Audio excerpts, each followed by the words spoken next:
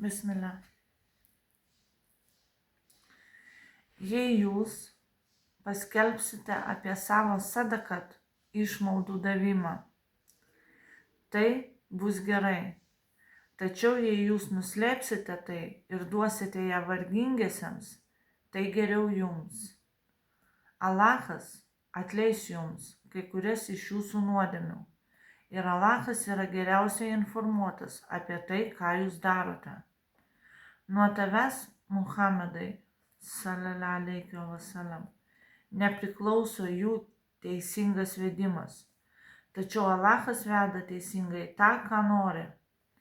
Ir visa, ką išleidžiate teisingai, yra dėl jūsų pačių, kai jūs leidžiate ne vien siekdami Alacho, kada jūs leidžiate ne vien siekdami Alacho palaikymo. Ir visa, ką jūs leidžiate teisingai, bus pilnai jums atlyginta ir nebūsite jūs nuskriausti. Labdara yra skirta fukara, vargingiesiems, kurie vardan Alacho yra apriboti dėl keliavimo ir negali judėti žemėje, dėl prekybos ar darbo. Tie, kurie jų nepažįsta, galvoja, kad jie turtingi dėl jų kuklumo. Jūs galite atpažinti juos iš jų požymių, jie visiškai neprašinėja žmonių. Ir visa, ką jūs išleisite teisingai, be abejonių Alachas tai gerai žino. Tie, kurie leidžia savo turtą vardan Alacho dieną ir naktį, slaptai ir atvirai, jiems bus atlygis pas jų viešpatį, nebus jiems baimės, nei jie liūdės.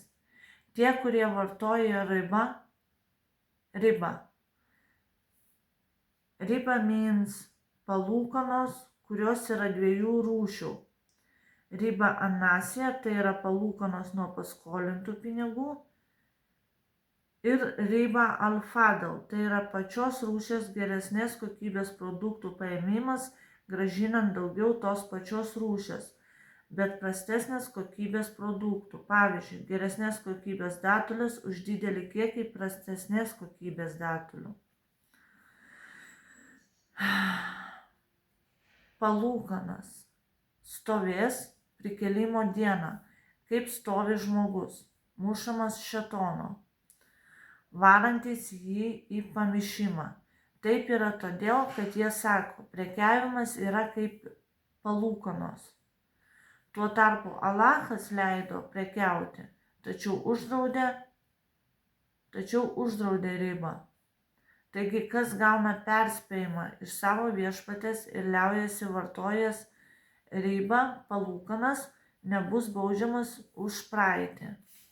I think there have two meanings.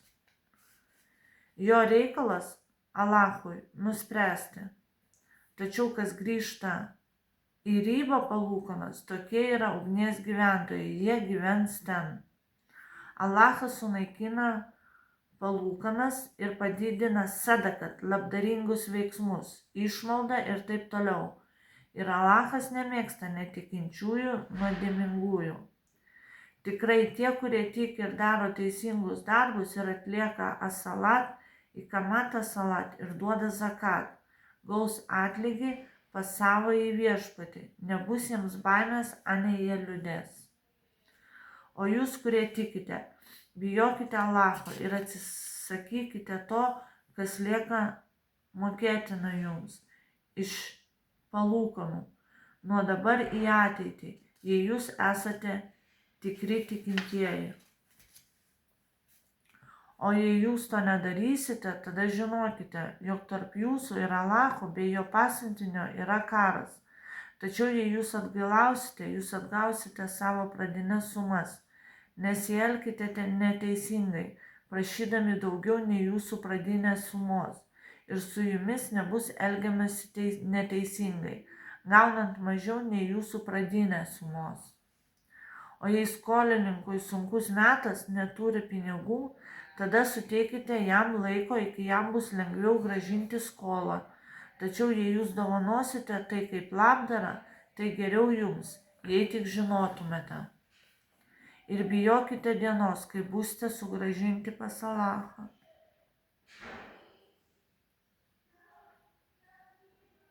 tada kiekvienam bus atlyginta už tai, ką jis įgijo, ir su jais nebus elgiamasi neteisingai.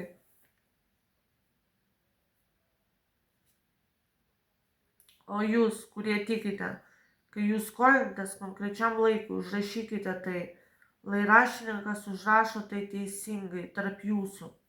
Neleiskite raštininkui atsisakyti to užrašyti, kaip Alachas jį išmokė. Taigi, leiskite jam užrašyti. Lai tas skolininkas, kuris prisiema prievolę, diktuoja ir jis privalo bijoti Alacho. Neleiskite raštininkui atsisakyti to užrašyti, kaip Alachas jį išmokė. Taigi leiskite jam užrašyti. Lai tas skolininkas, kuris prisiema prievolę, diktuoja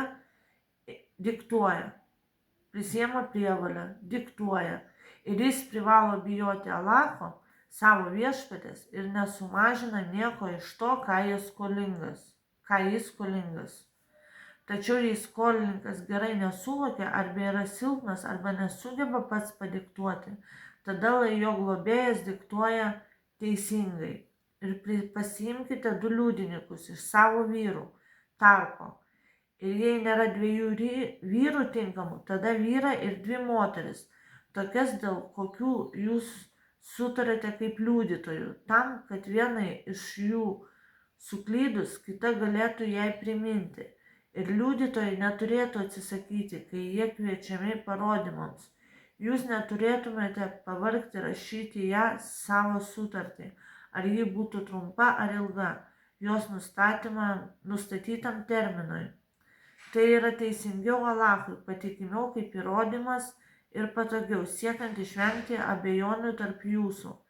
Nebent tai yra tuomet vykstantis sandoris, kurį jūs įvykdote čia pat tarp savęs. Tada nėra nuodėmės jums, jei to neužrašote. Tačiau pasiimkite liudytojus kaskart, kai sudarote verslo sandorį.